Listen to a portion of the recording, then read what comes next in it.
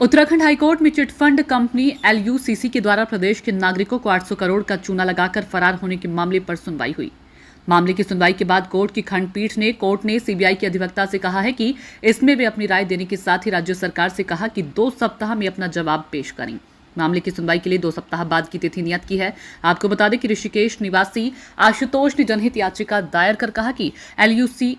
नाम की एक चिटफंड कंपनी के द्वारा वर्ष 2021 में प्रदेश के कई जिलों में लोगों को कई तरह के प्रलोभन देने के उद्देश्य से अपना ऑफिस देहरादून, ऋषिकेश सहित पौड़ी में खुलवाए। उसके बाद स्थानीय लोगों को अपना एजेंट नियुक्त किया, जिनके माध्यम से एजेंटों को उनके करीबियों से कहा गया कि वे इस कंपनी में निवेश करें।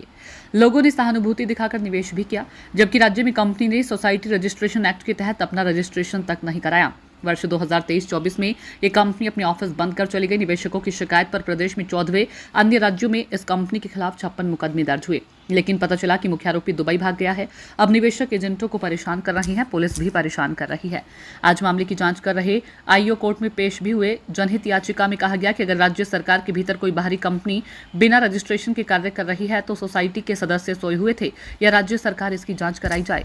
एक पीआईएल दाखिल करके जो एलयूसीसी नामक एक सोसाइटी जिसने उत्तराखंड में लगभग मुझे कहना चाहिए 800 करोड़ से ऊपर का घोटाला हो चुका है, जिसे कहना चाहिए, वो पैसा लेके जो है, और यहाँ के जो निवेशक थे जिनको उन्होंने एजेंट भी बनाया, उन लोगों के भी साथ फ्रॉड करके वो जा चुके हैं। और ये आज माननीय न्यायालय द्वारा जो आईओ थे, कंसर्न आईओ थे, उनको बुलाया था और माननीय न्यायालय के समक्ष जो आईओ द्वारा ये कहा गया कि जो मेन मुलजिम है समीर अग्रवाल, वो यहाँ दुबई जा चुके हैं और दुबई के बाद भी वो सेंट क्रिस्टोफर और क्या है नेविस जमैकन आइलैंड है, वहाँ पर हैं वो। और उन्होंने ये कहा कि चूंकि हम लोगों ने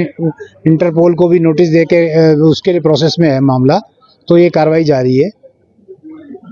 न्यायालय द्वारा हमारे साथी लटवाल साहब द्वारा भी अवगत कराया गया कि चूंकि ये मल्टी स्टेट कोऑपरेटिव सोसाइटी है और लगभग